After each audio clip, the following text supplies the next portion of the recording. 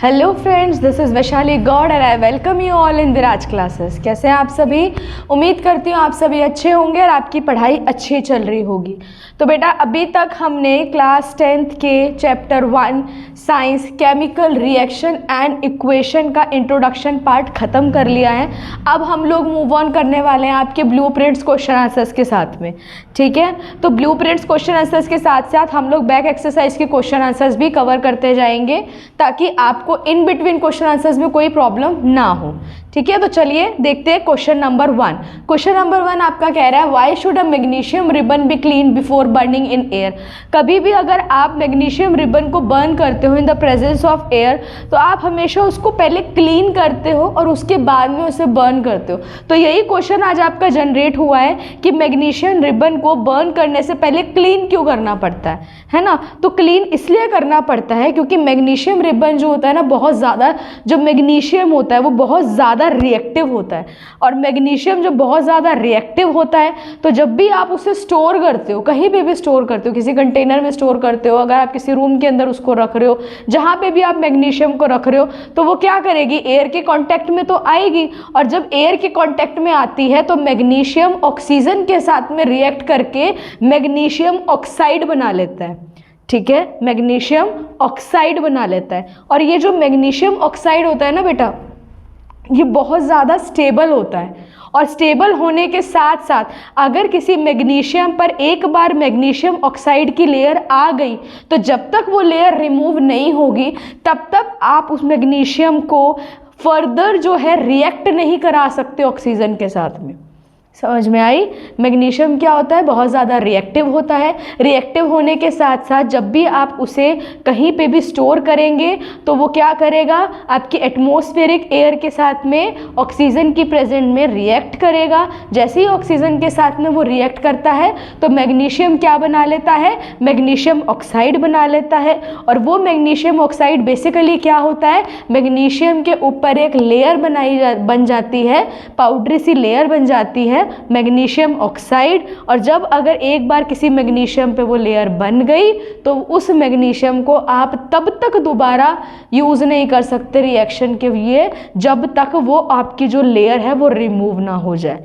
ठीक है, तो उसके लिए हम लोग क्या करते हैं, सैंड पेपर की हेल्प से उस लेयर को रिमूव करते हैं और उसके बाद हम क्या करते हैं, अपने एक्सपेरिमेंट, अपने रिएक्शन के लिए हम उस मैग्नीशियम को यूज़ में लेते हैं। ठीक है, चलिए एक बार आंसर भी देख लेते हैं। Magnesium is very reactive metal. Magnesium क्या है, बहुत ज़्यादा रिएक्टिव मेटल होता है। When stored it reacts with oxygen. जब भी हम उसे स्टोर करते हैं वो ऑक्सीजन के साथ में रिएक्ट करता है to form a layer of magnesium oxide. तो क्या बनता है, जब वो ऑक्सीजन के साथ में रिएक्ट करता है वो एक लेयर बनाता है। किसकी बनाता है लेयर, वो किसकी लेयर बनाता है बेटा, मैग्नीशियम ऑक्साइड की लेयर बनाता है। ठीक है, और ये जो लेयर होती है मैग्नीशियम ऑक्साइड की, ये कैसी होती है, स्टेबल होती है। स्टेबल होने के साथ में ये प्रिवेंट करती है फर्दर रिएक्शन ऑफ मैग्नीशियम की, किसके साथ में, ऑक्सीजन के साथ में। इसीलिए जब भी हम मैग्नीशियम रिबन का यूज़ करते हैं तो सबसे पहले हम उसे क्लीन करते हैं सैंड पेपर से, ताकि हम क्या कर सके, उस लेयर को रिमूव कर सके। जब हम उस लेयर को रिमूव करेंगे उसके बाद में हम क्या करेंगे, उस मैटर को एक्सपोज कर पाएंगे एयर के अंदर। सीधा सीधा फंडा यही है कि हम क्यों मैग्नीशियम रिबन को क्लीन करते हैं एयर में बर्न करने से पहले। क्लियर है? चलिए आपका क्वेश्चन नंबर 2 देखते हैं ब्लूप्रिंट का। Right the balanced equation for the following chemical reaction. अब आपको कुछ केमिकल रिएक्शंस गिवन है, उस केमिकल रिएक्शन की आपको बैलेंस्ड इक्वेशन बनानी है। इंट्रोडक्शन पार्ट में आपने देखा होगा, मैंने आपको बहुत मतलब आराम से, बहुत ही क्लियरली कंसेप्ट आपका क्लियर किया है कि केमिकल रिएक्शन और केमिकल इक्वेशन में क्या फ़र्क है। ठीक है, तो ये जो आपको गिवन है ना, hydrogen plus chlorine plus equals to hydrogen chloride, ये आपकी एक केमिकल रिएक्शन है। आपको बताया गया है कि हाइड्रोजन और क्लोरीन ने साथ में रिएक्ट करके हाइड्रोजन क्लोराइड बनाया है। ये आपको केमिकल रिएक्शन गिवन है। इक्वेशन क्या होती है, उनके सिंबल्स को यूज़ करके केमिकल रिएक्शन को रिप्रेजेंट किया जाता है। ठीक है। तो यहाँ पर देखिए हाइड्रोजन का सिंबल क्या होता है H2, क्लोरीन का सिंबल क्या होता है Cl2। अब यहाँ पे H2 और Cl2 ने रिएक्ट करके क्या दिया है 2HCl। HCl हाइड्रोजन क्लोराइड मिला है, लेकिन कितने एलिमेंट मिले HCl के 2 एलिमेंट मिले, ठीक है। तो ये आपकी क्या बन गई इक्वेशन। नेक्स्ट आपको दिया है बैरियम क्लोराइड। बैरियम को डिनोट करते हैं Ba से। क्लोराइड आपका देखो क्लोरीन का होता है Cl, लेकिन क्लोराइड बोला गया है तो यहाँ पे हम क्या लेंगे 2, ठीक है। और बैरियम के हम हमेशा कितने एलिमेंट लेते हैं 3 एलिमेंट। अब यहाँ पे बात करिए एल्यूमिनियम। एल्यूमिनियम यानी कि Al2 और सल्फेट बोला गया तो सल्फेट यानी कि SO4 की पावर 3। क्लियर है। तो देखिए BaCl2 प्लस Al2 और SO4 की ऑल कितना हमने एलिमेंट लिए हैं 3 एलिमेंट लिए। अब इसे जब हम लोग रिएक्ट करवाएंगे, देखिए हमने यहाँ पे क्या करवाई है रिएक्शन करवाई है किस किस के बीच में बैरियम क्लोराइड के बीच में और एल्यूमिनियम सल्फेट के बीच में। तो हमें क्या मिला एक बैरियम सल्फेट मिल गया, एक एल्यूमिनियम क्लोराइड मिल गया। अब देखिए बैरियम ये देखिए ये सबसे बहुत बढ़िया एग्जाम्पल है ये डबल डिस्प्लेसमेंट का।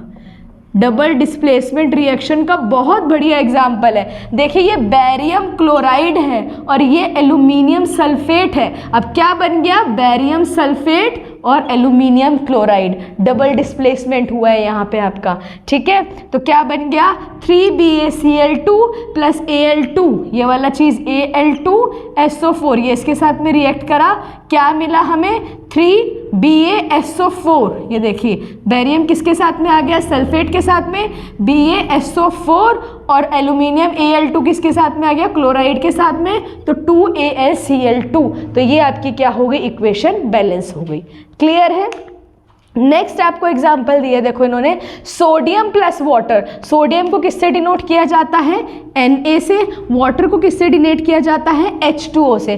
तो सोडियम और वाटर ने मिलके क्या बनाया सोडियम हाइड्रोक्साइड और हाइड्रोजन। आपको पता है हाइड्रोजन को किससे डिनोट किया जाता है H2 से डिनोट किया जाता है। अब यहाँ पे आप इक्वेशन को बैलेंस करो, देखो H2 तो सीधा सीधा आपके पास में बाहर ही आ गया, तो यानी कि यहाँ पे H की वॉल्यूम कितनी आपके पास में पावर 4 है ना, तो यहाँ पे Na और 4 आइए, इसमें से 2 इधर चला गया तो 2 आपके पास में H आना चाहिए। तो बैलेंस करोगे तो क्या आ जाएगा 2Na प्लस 2H2O और बैलेंस करने पर आ गया 2NaOH प्लस में H2। चेक कर लो यहाँ पे Na कितने हैं 2 है, यहाँ पर भी Na कितने हैं 2 हैं, यहाँ पर H कितने हैं 4 है, यहाँ से H 2 यहाँ पे है और 2 यहाँ पे, 4 कंप्लीट हो गए। ऑक्सीजन कितने हैं 2 है और यहाँ पे भी ऑक्सीजन कितने आपके पास में 2 है। तो ये आपकी पूरी बैलेंस्ड इक्वेशन है, ठीक है। तो यहाँ पे आपको केमिकल रिएक्शन दी गई थी, हाइड्रोजन ने क्लोरीन के साथ में रिएक्ट करवाया, हाइड्रोजन क्लोराइड बन गया, जिसे हमने इक्वेशन के फॉर्म में लिखा H2 plus Cl2 is becomes to 2HCl, ठीक है। देन हमें कहा गया था कि barium chloride plus aluminium chloride को जब रिएक्ट कराया गया हमें मिला barium sulphate and aluminium chloride, ठीक है। तो उसे हमने इस तरीके से रिप्रेजेंट कर दिया, ये हमारी क्या बन गई बैलेंस्ड केमिकल इक्वेशन बन गई, ठीक है जी। तो आई होप ये दोनों क्वेश्चन आपको समझ आए होंगे और आपके कुछ कंसेप्ट क्लियर हुए होंगे। अगर आपको ये मेरी वीडियो अच्छी लगी तो प्लीज़ मेरे चैनल को लाइक करें, सब्सक्राइब करें और भर भर के शेयर करें ताकि आपकी तरह कुछ और स्टूडेंट्स भी इसका बेनिफिट ले सकें। मिलते हैं नेक्स्ट क्वेश्चन में कुछ और ब्लूप्रिंट क्वेश्चन आंसर के साथ में और फिर करेंगे हमारे बैक एक्सरसाइज के question. Till then bye bye, मिलते हैं नेक्स्ट वीडियो में।